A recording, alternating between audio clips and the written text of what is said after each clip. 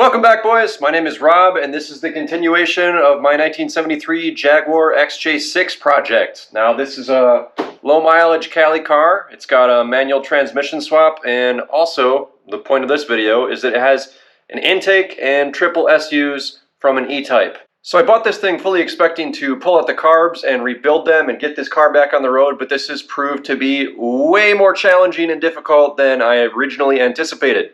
So this video is about removing the intake and triple SU setup off of a Jaguar XK engine. This should be the same if you have an XJ6 like this or an E-Type. It's the same engine. This is basically an E-Type with 4 doors, and I can't afford an E-Type, but I have this thing, so we're going to try to make it work. Let's dive into it.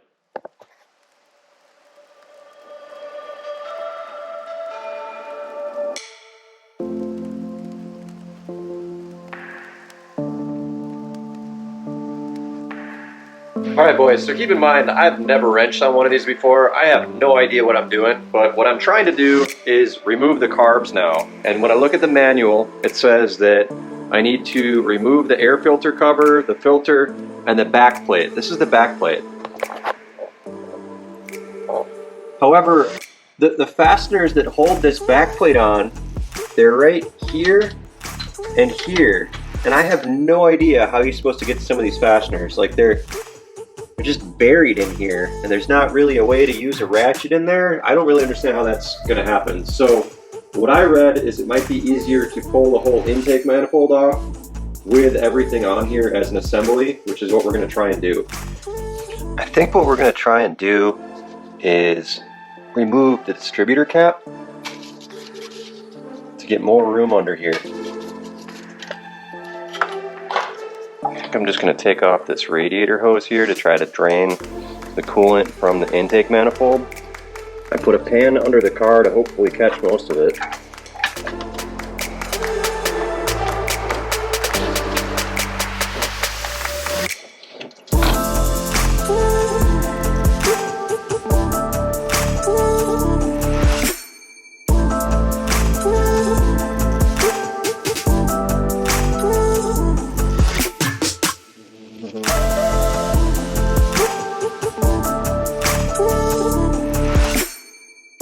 So dudes, you know when a project car just has you beaten so bad that like your energy is down, your vibes are down, and you just want to give up and you list it for sale? That's what I did a few days ago, because this has been the most difficult car I've ever worked on. I'm going to show you what I mean. All I'm trying to do is remove the carbs. That's it. Here are the carbs. There is no bolt head in here. There are some bolt heads holding it on there.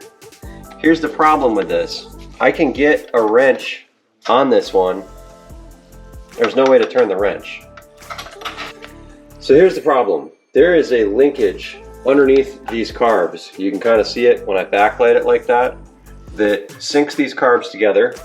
There are hoses under there. Now I have probably spent at this point 10 hours trying to remove the carbs.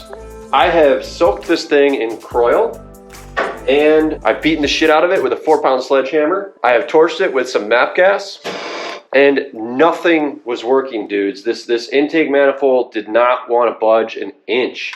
I tried prying on it in a few places, and that didn't work.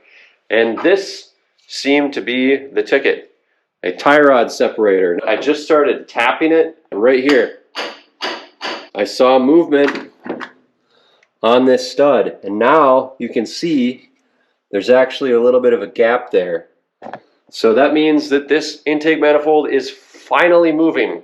What I'm doing now is I'm just wiggling this, and it seems like it's just slowly coming off. The other thing that I don't really understand is there's this rod right here that is the throttle rod, and it goes into the casting of the intake manifold, so there's no way to take it off, and I don't really understand how it comes off over there either.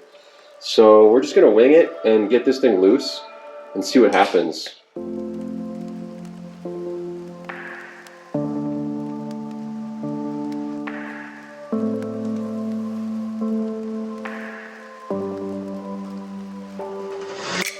But I just disconnected the little choke cable, and I think these are going to be freak. Oh my God. This is so satisfying. I'm so happy these are off.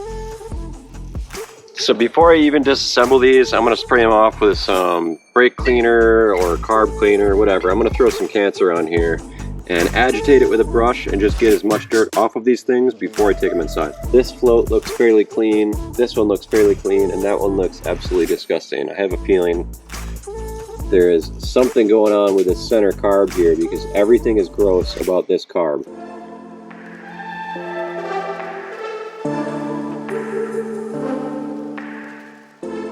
Now that I have them off the car, we are going to disassemble them one by one, rebuild them one by one. We're going to redo the intake manifold and make everything look as cool as we possibly can, because what else is the point of reality if you can't look cool? To the guys on Jag Lovers that thought I was a dumbass for not being able to get this off, look at this fastener. I don't know what you're supposed to do. You can't really get to it from up here. You can't get to it from the other side. Like, it's right there. And if this fuel line was off, you could get to it, and I can get the fuel line off here and here, but right here the air cleaner's in the way. So like, how is this supposed to work where you have the air cleaner lid with these fasteners, dudes? So unlike a traditional twin carb one, there's no way to access these bolts from this side. They're on these little flanges. Maybe it's fabricated. I mean, you got these welded nuts right here, but I don't know. I'm gonna go with factory. Someone let me know what you think.